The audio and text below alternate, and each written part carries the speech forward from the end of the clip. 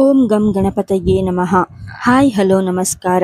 Welcome to spiritual vibes YouTube channel. ಇವತ್ತಿನ ಈ ವಿಶೇಷ ವಿಡಿಯೋಗೆ ನಿಮ್ಮೆಲ್ಲರಿಗೂ ಆತ್ಮೀಯ ಸ್ವಾಗತ. ಜ್ಯೋತಿಷ್ಯ ಶಾಸ್ತ್ರದಲ್ಲಿ ಕೇತು ಗ್ರಹವನ್ನು ಮೋಕ್ಷಕಾರಕ ಮತ್ತು ನೆರಳು ಗ್ರಹ ಎಂದು ಕರೆಯಲಾಗುತ್ತದೆ. ಕೇತುವು ಹಠಾತ್ ಬದಲಾವಣೆಗಳಿಗೆ ಹೆಸರುವಾಸಿ. ಇದೇ ಬರುವ 2026 ಮಾರ್ಚ್ 29ರಂದು ಒಂದು ಅದ್ಭುತ ಖಗೋಳ ಘಟನೆ ನಡೆಯಲಿದೆ. ಕೇತು ಗ್ರಹವು ತನ್ನದೇ ಆದ ಮಘ ನಕ್ಷತ್ರಕ್ಕೆ ಪಾದಾರ್ಪಣೆ ಮಾಡಲಿದ್ದಾನೆ. ಯಾವಾಗ ಒಂದು ಗ್ರಹವು ತನ್ನದೇ ನಕ್ಷತ್ರಕ್ಕೆ ಬರುತ್ತದೆಯೋ ಆಗ ಅದರ ಶಕ್ತಿ 10 ಪಟ್ಟು ಹೆಚ್ಚಾಗುತ್ತದೆ. ಈ ಸಂಚಾರದಿಂದಾಗಿ ಮಾರ್ಚ್ ಅಂತ್ಯದಿಂದ ಕೆಲವು ರಾಶಿಗಳ ಜೀವನದಲ್ಲಿ ಅನಿರೀಕ್ಷಿತ ತಿರುವುಗಳು ಬರಲಿವೆ. ಆ ಅದೃಷ್ಟಶಾಲಿ 3 ರಾಶಿಗಳು ಯಾವುವು? ನಿಮ್ಮ ರಾಶಿ ಇದರಲ್ಲಿ ಇದೆಯೇ? ತಿಳಿಯಲು ಈ ವಿಡಿಯೋವನ್ನು ಕೊನೆಯವರೆಗೂ ನೋಡಿ. ಕೇತು ಮತ್ತು ಮಘ ನಕ್ಷತ್ರದ ಮಹತ್ವ. 1. ಕೇತುವಿನ ನೈಜ ಸ್ವಭಾವ. ರಹಸ್ಯಗಳ ಅಧಿಪತಿ. ವೀಕ್ಷಕರೇ, ಮೊದಲು ನಾವು ಕೇತು ಗ್ರಹದ ಬಗ್ಗೆ ಸರಿಯಾಗಿ ಅರ್ಥ ಮಾಡಿಕೊಳ್ಳೋಣ.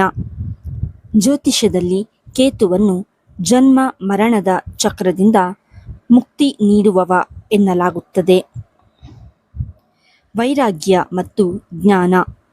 ಕೇತುವು ತಲೆಯಿಲ್ಲದ ಗ್ರಹ, ಅಂದರೆ ಕೇವಲ ದೇಹ. ಹಾಗಾಗಿ ಇದು ತರ್ಕಕ್ಕಿಂತ ಹೆಚ್ಚಾಗಿ ಅಂತರಾತ್ಮದ ಧ್ವನಿ ಅಥವಾ ಇಂಟ್ಯೂಷನ್ ಮೇಲೆ ಕೆಲಸ ಮಾಡುತ್ತದೆ.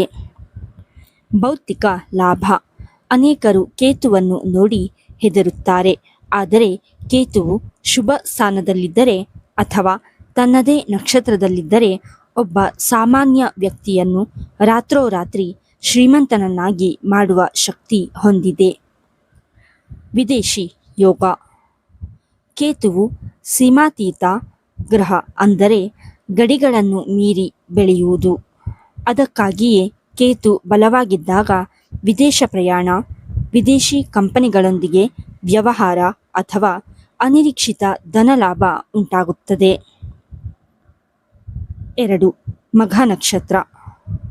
ರಾಜವೈಭೋಗದ ಸಂಕೇತ. ಈಗ ಮಘ ನಕ್ಷತ್ರದ ಬಗ್ಗೆ ತಿಳಿಯೋಣ. ಆಕಾಶಮಂಡಲದ 10ನೇ ನಕ್ಷತ್ರವೇ ಈ ಮಘ ನಕ್ಷತ್ರ. ಅಧಿಪತಿ ಕೇತು. ಮಘ ನಕ್ಷತ್ರದ ಅಧಿಪತಿಯೇ ಕೇತು ಗ್ರಹ. ಹಾಗಾಗಿ ಕೇತುವು ತನ್ನದೇ ಮನೆಗೆ ಬಂದಂತಾಗುತ್ತದೆ. ಒಬ್ಬ ವ್ಯಕ್ತಿ ತನ್ನ ಸ್ವಂತ ಮನೆಯಲ್ಲಿದ್ದಾಗ ಎಷ್ಟು ಆರಾಮವಾಗಿ ಮತ್ತು ಶಕ್ತಿಯುತವಾಗಿ ಇರುತ್ತಾನೋ, ಕೇತು ಕೂಡ ಈಗ ಅಷ್ಟೇ ಪವರ್ಫುಲ್ ಆಗಿದ್ದಾನೆ. ಪಿತೃಗಳ ಆಶೀರ್ವಾದ. ಮಘ ನಕ್ಷತ್ರದ ದೇವತೆಗಳು ಪಿತೃಗಳು.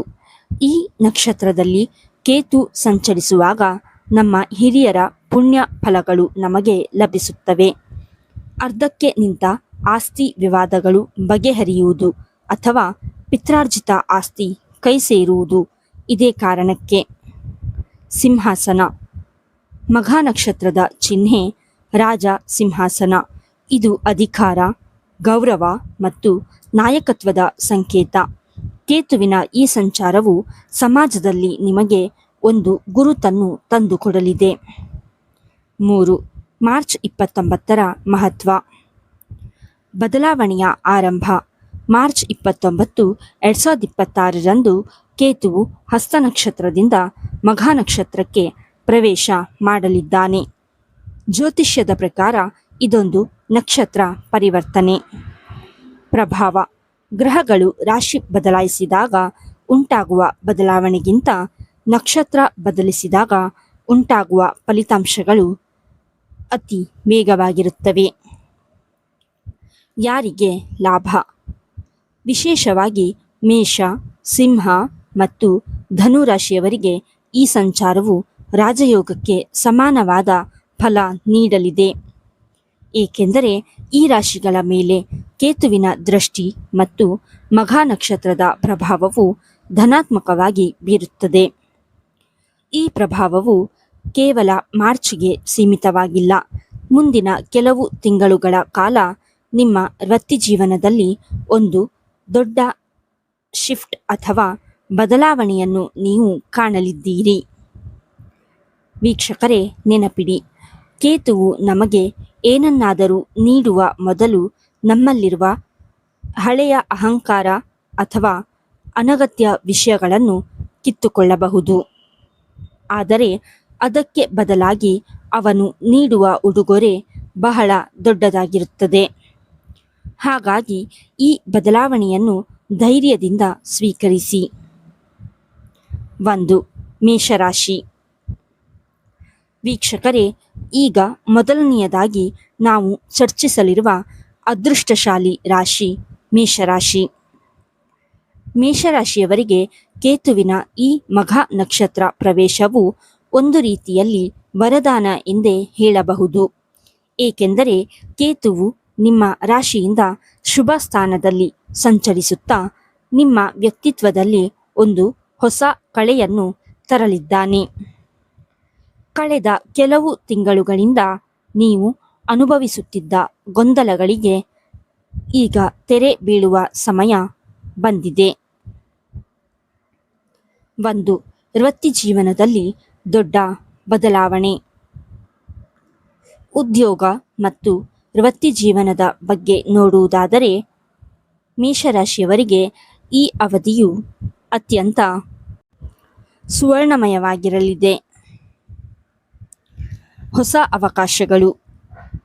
ನೀವು ಬಹಳ ದಿನಗಳಿಂದ ಕೆಲಸ ಬದಲಾಯಿಸಬೇಕು ಅಥವಾ ಹೊಸ ಉದ್ಯೋಗಕ್ಕೆ ಸೇರಬೇಕು ಎಂದು ಪ್ರಯತ್ನಿಸುತ್ತಿದ್ದರೆ ಮಾರ್ಚ್ 29ರ ನಂತರ ನಿಮಗೆ ಅನಿರೀಕ್ಷಿತವಾಗಿ ಉತ್ತಮ ಆಫರ್ಗಳು ಬರಲಿವೆ.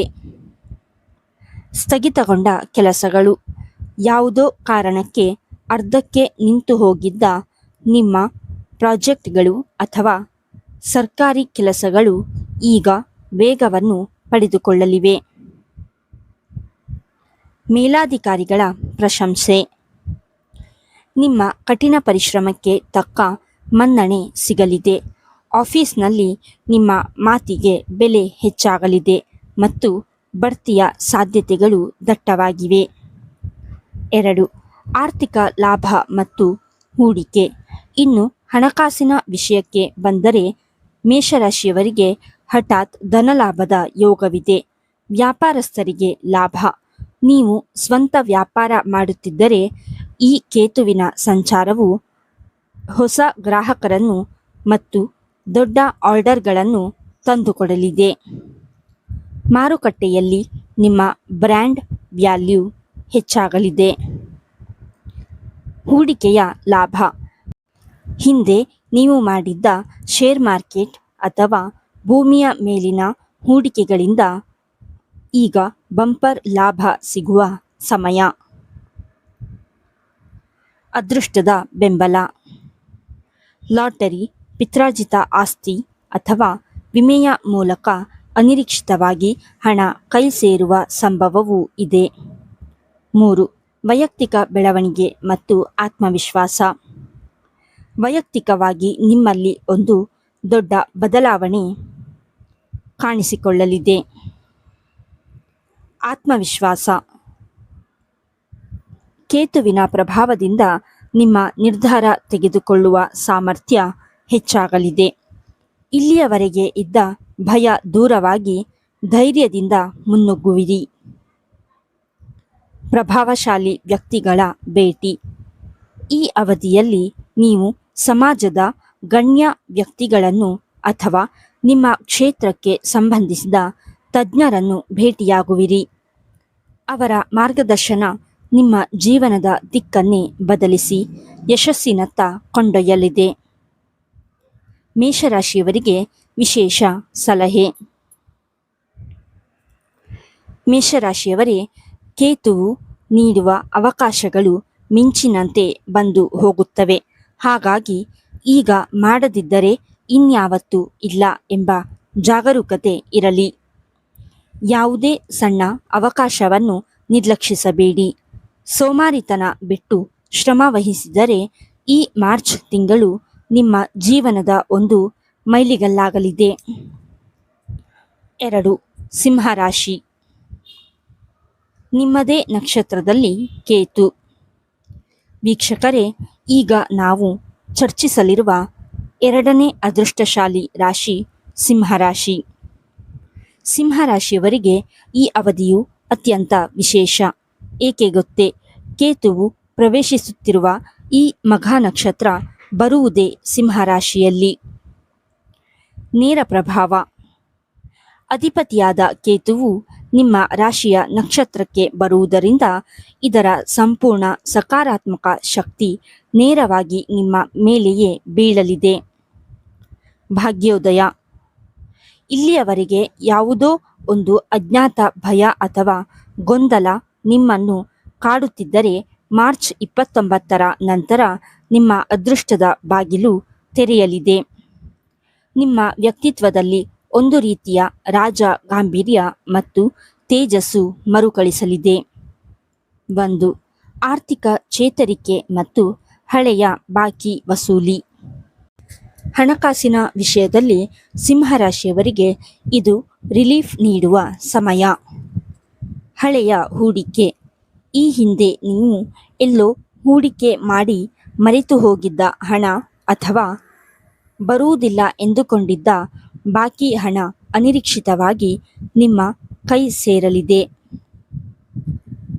ಸಂಕಷ್ಟಗಳಿಂದ ಮುಕ್ತಿ.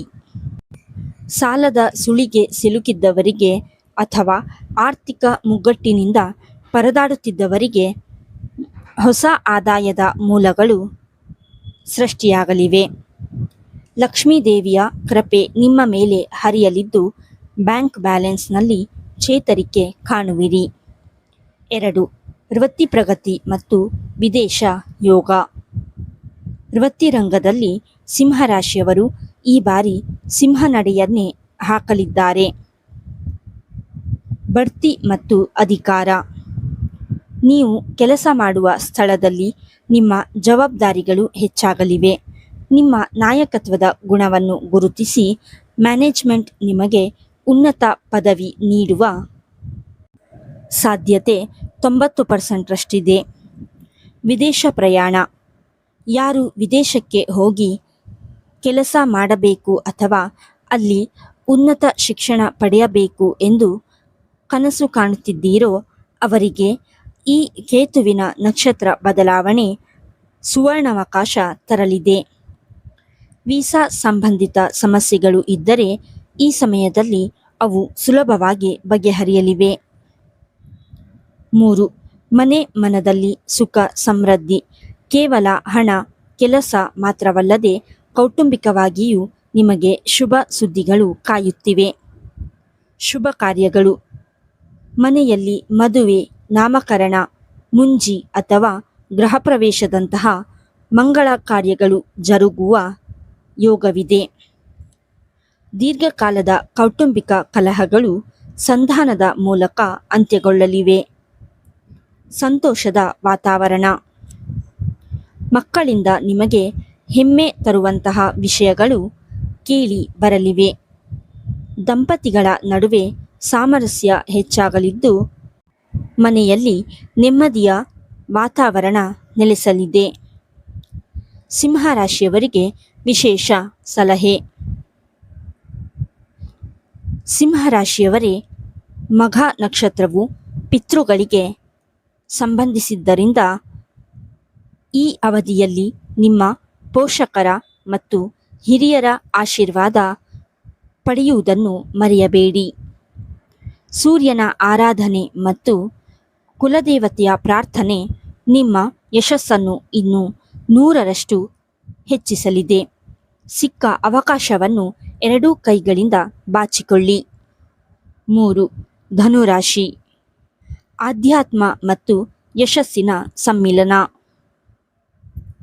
ವೀಕ್ಷಕರೇ, ನಾವು ಈಗ ಚರ್ಚಿಸಲಿರುವ ಮೂರನೇ ಅದೃಷ್ಟಶಾಲಿ ರಾಶಿ ಎಂದರೆ ಅದು ಧನುರಾಶಿ. ಧನುರಾಶಿಯ ಅಧಿಪತಿ ಗುರು ಮತ್ತು ಈ ಕೇತುವು ಗುರುವಿನ ಗುಣಗಳನ್ನೇ ಸ್ವಲ್ಪ ಮಟ್ಟಿಗೆ ಹೋಲುತ್ತಾನೆ. ಮಘ ನಕ್ಷತ್ರಕ್ಕೆ ಕೇತುವು ಪ್ರವೇಶಿಸಿದಾಗ ಧನುರಾಶಿಯವರಿಗೆ ಬದುಕಿನಲ್ಲಿ ಒಂದು ದೊಡ್ಡ ಸ್ಪಷ್ಟತೆ ಸಿಗಲಿದೆ. ಇಲ್ಲಿಯವರೆಗೆ ನೀವು ಯಾವುದೋ ಒಂದು ವಿಷಯಕ್ಕೆ ತಲೆ ಕೆಡಿಸಿಕೊಂಡು ಕುಳಿತಿದ್ದರೆ ಈಗ ಆ ಸಮಸ್ಯೆಗಳಿಗೆ ಪರಿಹಾರ ಸಿಗುವ ಸಮಯ ಬಂದಿದೆ. 1. ಯಶಸ್ಸಿನ ಶಿಖರ ಮತ್ತು ವೃತ್ತಿ ಬದುಕು. ವೃತ್ತಿ ರಂಗದಲ್ಲಿ ನೀವು ಅಂದುಕೊಂಡಿದ್ದಕ್ಕಿಂತ ಹೆಚ್ಚಿನ ವೇಗದಲ್ಲಿ ಬೆಳವಣಿಗೆ ಕಾಣಲಿದ್ದೀರಿ. ಹೊಸ ಎತ್ತರ. ನೀವು ಕೇವಲ ಉದ್ಯೋಗಿಯಲ್ಲ, ಒಬ್ಬ ಮಾರ್ಗದರ್ಶಕರಾಗಿ ಅಥವಾ ನಾಯಕರಾಗಿ ಹೊರಹೊಮ್ಮುವಿರಿ. ಕೆಲಸದ ಸ್ಥಳದಲ್ಲಿ ದೊಡ್ಡ ಪ್ರಾಜೆಕ್ಟ್ಗಳ ಜವಾಬ್ದಾರಿ ನಿಮ್ಮ ಹೆಗಲಿಗೆ ಬರಲಿದೆ. ಗೌರವದ ವೃದ್ಧಿ. ನಿಮ್ಮ ಜ್ಞಾನ ಮತ್ತು ಅನುಭವಕ್ಕೆ ತಕ್ಕ ಬೆಲೆ ಸಿಗಲಿದೆ. ಸರ್ಕಾರಿ ಕೆಲಸಕ್ಕಾಗಿ ಕಾಯುತ್ತಿದ್ದವರಿಗೆ ಅಥವಾ ಉನ್ನತ ಹುದ್ದೆಯ ನಿರೀಕ್ಷೆಯಲ್ಲಿದ್ದವರಿಗೆ ಈ ಮಾರ್ಚ್ 29ರ ನಂತರದ ಕಾಲಘಟ್ಟವು ಅತ್ಯಂತ ಪೂರಕವಾಗಿರಲಿದೆ. ವಿದೇಶಿ ವ್ಯವಹಾರ. ನೀವು ಆಮದು ರಫ್ತು ಅಥವಾ ಫ್ರೀಲ್ಯಾನ್ಸಿಂಗ್ ಮಾಡುತ್ತಿದ್ದರೆ ವಿದೇಶಿ ಗ್ರಾಹಕರಿಂದ ನಿಮಗೆ ದೊಡ್ಡ ಲಾಭವಾಗುವ ಯೋಗವಿದೆ. 2. ಧಾರ್ಮಿಕ ಮತ್ತು ಆಧ್ಯಾತ್ಮಿಕ ಒಲವು. ಧನುರಾಶಿಯವರಿಗೆ ಕೇತುವಿನ ಈ ಸಂಚಾರವು ಒಳಗಿನಿಂದ ಶಾಂತಿಯನ್ನು ನೀಡಲಿದೆ. ತೀರ್ಥಯಾತ್ರೆ. ಈ ಸಮಯದಲ್ಲಿ ನೀವು ಪುಣ್ಯಕ್ಷೇತ್ರಗಳಿಗೆ ಭೇಟಿ ನೀಡುವ ಅಥವಾ ಕುಟುಂಬದೊಂದಿಗೆ ಧಾರ್ಮಿಕ ಪ್ರವಾಸ ಮಾಡುವ ಸಾಧ್ಯತೆ ದಟ್ಟವಾಗಿದೆ. ಆಧ್ಯಾತ್ಮದ ಕಡೆಗೆ ಒಲವು. ಧ್ಯಾನ, ಯೋಗ ಅಥವಾ ಜ್ಯೋತಿಷ್ಯದಂತಹ ಗೂಢ ಶಾಸ್ತ್ರಗಳ ಕಡೆಗೆ ನಿಮ್ಮ ಆಸಕ್ತಿ ಹೆಚ್ಚಾಗಲಿದೆ. ದೇವತಾ ಕಾರ್ಯಗಳಲ್ಲಿ ಭಾಗವಹಿಸುವುದರಿಂದ ನಿಮ್ಮ ಮನಸ್ಸಿನ ಭಾರ ಕಡಿಮೆಯಾಗಿ ಒಂದು ರೀತಿಯ ದಿವ್ಯ ಚೈತನ್ಯದ ಅನುಭವ ನಿಮಗಾಗಲಿದೆ. 3. ಮಾನಸಿಕ ಶಾಂತಿ ಮತ್ತು ಒತ್ತಡದಿಂದ ಮುಕ್ತಿ. ಕಳೆದ ಕೆಲವು ಸಮಯದಿಂದ ನೀವು ಅನುಭವಿಸುತ್ತಿದ್ದ ಮಾನಸಿಕ ಅಶಾಂತಿಗೆ ಕೇತುವು ಕೊನೆ ಹಾಡಲಿದ್ದಾನೆ. ಮಾನಸಿಕ ನೆಮ್ಮದಿ. ಹಳೆಯ ನೆನಪುಗಳು ಅಥವಾ ಕಹಿ ಘಟನೆಗಳಿಂದ ನೀವು ಹೊರಬರುವಿರಿ. ಪ್ರಕೃತಿಯ ಸಹವಾಸ ಅಥವಾ ಒಂಟಿತನದಲ್ಲಿ ಕಳೆಯುವ ಸಮಯ ನಿಮಗೆ ಹೊಸ ಆಲೋಚನೆಗಳನ್ನು ನೀಡಲಿದೆ. ಆರೋಗ್ಯ ಸುಧಾರಣೆ. ಮಾನಸಿಕ ಒತ್ತಡದಿಂದ ಉಂಟಾಗಿದ್ದ ಆರೋಗ್ಯ ಸಮಸ್ಯೆಗಳು ಈಗ ಹಂತ ಹಂತವಾಗಿ ಸುಧಾರಿಸಲಿದ್ದು ನೀವು ಚಟುವಟಿಕೆಯಿಂದ ಇರಲಿದ್ದೀರಿ. ಧನುರಾಶಿಯವರಿಗೆ ವಿಶೇಷ ಸಲಹೆ. ಧನುರಾಶಿಯವರೇ, ನಿಮ್ಮಲ್ಲಿ ಜ್ಞಾನಕ್ಕೆ ಕೊರತೆ ಇಲ್ಲ, ಆದರೆ ಆ ಜ್ಞಾನವನ್ನು ಸರಿಯಾದ ದಾರಿಯಲ್ಲಿ ಮತ್ತು ಸರಿಯಾದ ಸಮಯದಲ್ಲಿ ಬಳಸುವುದು ಮುಖ್ಯ. ಯಾರಾದರೂ ನಿಮ್ಮ ಸಲಹೆಗೆ ಬಂದಾಗ ಅಹಂಕಾರ ತೋರದೆ ಸಹಾಯ ಮಾಡಿ.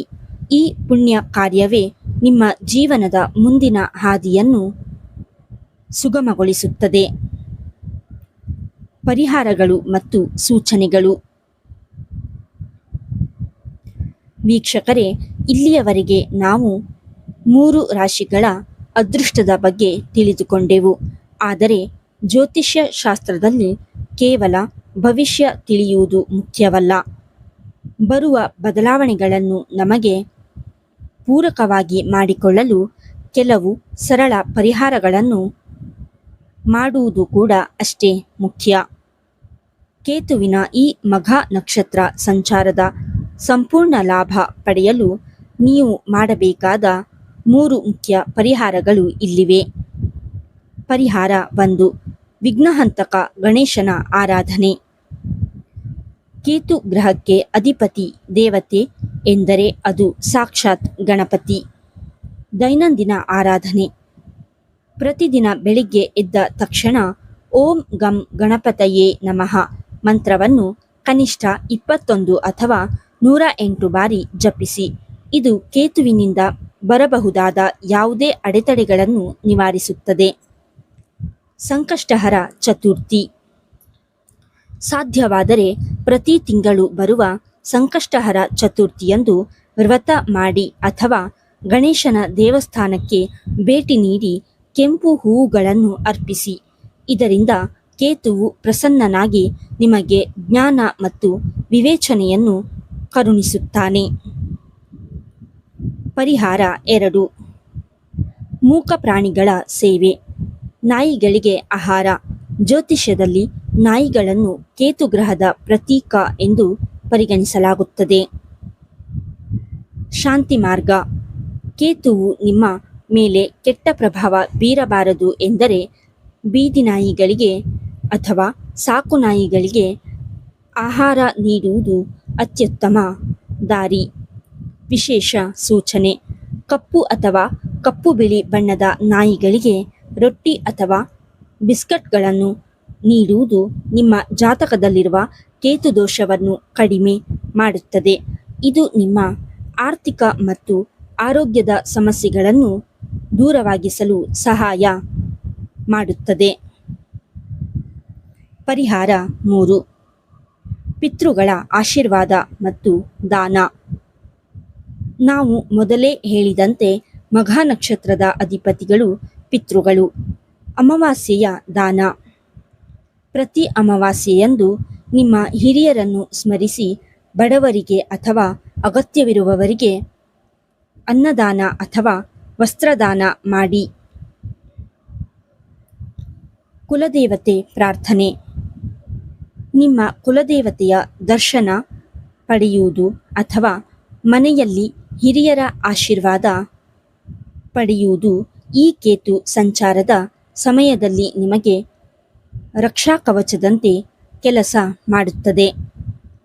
ಪಿತೃಗಳ ಆಶೀರ್ವಾದವಿದ್ದರೆ ಎಂತಹ ಕಷ್ಟದ ಕಾಲವೂ ಸುಲಭವಾಗಿ ಕಳೆದು ಹೋಗುತ್ತವೆ. ವಿಶೇಷ ಸೂಚನೆ: ವೀಕ್ಷಕರೇ, ಪರಿಹಾರಗಳನ್ನು ಕೇವಲ ಯಾಂತ್ರಿಕವಾಗಿ ಮಾಡಬೇಡಿ. ಪೂರ್ಣ ನಂಬಿಕೆ ಮತ್ತು ಭಕ್ತಿಯಿಂದ ಮಾಡಿ. ಕೇತುವು ನೈಜ ಭಕ್ತಿಗೆ ಬೇಗನೆ ಒಲಿಯುವ ಗ್ರಹ. ಈ ಸರಳ ಕಾರ್ಯಗಳು ನಿಮ್ಮ ಜೀವನದಲ್ಲಿ ದೊಡ್ಡ ಸಕಾರಾತ್ಮಕ ಬದಲಾವಣೆ ತರಲಿವೆ. ವೀಕ್ಷಕರೇ, ಇಂದಿನ ಈ ಸುದೀರ್ಘ ವಿಡಿಯೋದಲ್ಲಿ ನಾವು 2026 ಮಾರ್ಚ್ 29ರಂದು ನಡೆಯಲಿರುವ ಕೇತುವಿನ ಮಹತ್ವದ ನಕ್ಷತ್ರ ಬದಲಾವಣೆಯ ಬಗ್ಗೆ ಸವಿಸ್ತಾರವಾಗಿ ತಿಳಿದುಕೊಂಡೆವು. ಮೇಷರಾಶಿಯವರಿಗೆ ವೃತ್ತಿ ಮತ್ತು ಆರ್ಥಿಕತೆಯಲ್ಲಿ ಹೊಸ ಆರಂಭ. ಸಿಂಹರಾಶಿಯವರಿಗೆ ಭಾಗ್ಯೋದಯ ಮತ್ತು ವಿದೇಶ ಯೋಗ ಹಾಗೂ ಧನುರಾಶಿಯವರಿಗೆ ಯಶಸ್ಸಿನ ಶಿಖರ ಮತ್ತು ಮಾನಸಿಕ ಶಾಂತಿ ಸಿಗಲಿದೆ ಎಂದು ನೋಡಿದ್ದೇವೆ. ಕೇತುವು ತನ್ನದೇ ಆದ ಮಘ ನಕ್ಷತ್ರಕ್ಕೆ ಬರುತ್ತಿರುವುದು ಈ 3 ರಾಶಿಯವರಿಗೆ ಒಂದು ಸುವರ್ಣಾವಕಾಶ. ನೀವು ಮಾಡಬೇಕಾದ್ದು ಇಷ್ಟೇ: ಬರುವ ಅವಕಾಶಗಳನ್ನು ಗುರುತಿಸಿ ನಾವು ಹೇಳಿದ ಸರಳ ಪರಿಹಾರಗಳನ್ನು ಪಾಲಿಸಿ ಮುನ್ನಡೆಯಿರಿ. ನೋಡಿದ್ರಲ್ಲ ವೀಕ್ಷಕರೇ, ಈ 3 ರಾಶಿಗಳಲ್ಲಿ ನಿಮ್ಮ ರಾಶಿಯು ಒಂದಾಗಿದ್ದರೆ ಅಥವಾ ನಿಮ್ಮ ಕುಟುಂಬದವರು ಈ ರಾಶಿಯವರಾಗಿದ್ದರೆ ತಪ್ಪದೆ ಕಾಮೆಂಟ್ ಬಾಕ್ಸ್ನಲ್ಲಿ ಜೈ ಗಣೇಶ ಎಂದು ಬರೆಯಿರಿ. ನಿಮ್ಮ ಭಕ್ತಿ ಮತ್ತು ನಂಬಿಕೆಯೇ ನಿಮಗೆ ಹೆಚ್ಚಿನ ಶಕ್ತಿ ನೀಡುತ್ತದೆ. ಹಾಗೆಯೇ ನಿಮ್ಮ ಜೀವನದಲ್ಲಿ ಈ ಬದಲಾವಣೆಗಳ ಅನುಭವ ಹೇಗಾಗುತ್ತಿದೆ ಎಂಬುದನ್ನು ನಮ್ಮೊಂದಿಗೆ ಹಂಚಿಕೊಳ್ಳಿ. ಇಂದಿನ ಈ ಮಾಹಿತಿ ನಿಮಗೆ ಉಪಯುಕ್ತ ಅನಿಸಿದ್ದಲ್ಲಿ ಈ ವಿಡಿಯೋವನ್ನು ಈಗಲೇ ಲೈಕ್ ಮಾಡಿ. ನಿಮ್ಮ ಪ್ರೀತಿಪಾತ್ರರಿಗೂ ಇದರ ಲಾಭವಾಗಲಿ ಎಂಬ ಉದ್ದೇಶದಿಂದ ಅವರೊಂದಿಗೆ ಈ ವಿಡಿಯೋವನ್ನು ಶೇರ್ ಮಾಡಿ. ಇಂತಹ ಜ್ಯೋತಿಷ್ಯ ಶಾಸ್ತ್ರದ ನಿಖರ ಮಾಹಿತಿ ಮತ್ತು ಆಧ್ಯಾತ್ಮಿಕ ವಿಚಾರಗಳಿಗಾಗಿ ನಮ್ಮ ಸ್ಪಿರಿಚುವಲ್ ವೈಬ್ಸ್ ಯೂಟ್ಯೂಬ್ ಚಾನಲನ್ನು ಈಗಲೇ ಸಬ್ಸ್ಕ್ರೈಬ್ ಮಾಡಿ ಮತ್ತು ಪಕ್ಕದಲ್ಲಿರುವ ಬೆಲ್ ಐಕಾನ್ ಒತ್ತಿ. ನಿಮ್ಮ ಜೀವನ ಸುಖ, ಸಮೃದ್ಧಿ ಮತ್ತು ಶಾಂತಿಯಿಂದ ಕೂಡಿರಲಿ ಎಂದು ಆಶಿಸುತ್ತಾ ಮುಂದಿನ ಒಂದು ವಿಶೇಷ ವಿಡಿಯೋದಲ್ಲಿ ಮತ್ತೆ ಭೇಟಿಯಾಗೋಣ. ಅಲ್ಲಿಯವರೆಗೂ ಎಲ್ಲರಿಗೂ ಧನ್ಯವಾದಗಳು. ನಮಸ್ಕಾರ. ಸರ್ವೇ ಜನಃ ಸುಖಿನೋ ಭವಂತು.